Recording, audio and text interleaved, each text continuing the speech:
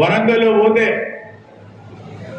పెద్ద ఎత్తున డబ్బులు ఖర్చు చేసుకొని పోవాల్సి ఉంటుంది.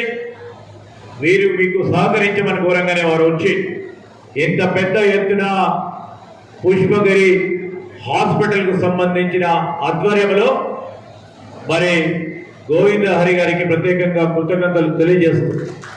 ఈరోజు రాష్ట్రంలో వారు మొన్ననే రాష్ట్ర ప్రభుత్వానికి సంబంధించి దేవాదాయ శాఖకు సంబంధించి ధార్మిక పరిషత్ సలహాదారుడిగా కూడా నియామకం చేయడం జరిగింది. ఈ సందర్భంలో వారితో పాటు చేసిన డాక్టర్ సోదరులకు సోదరిమణులకు పారామెడికల్ స్టాఫ్కు సంబంధించిన మిత్రులకు ఈరోజు అక్కడ టెంపరీ మేక్ షిఫ్ట్ పరీక్ష కేంద్రంగా అంబులెన్స్ తీసుకొచ్చి పరీక్షలు నిర్వహించి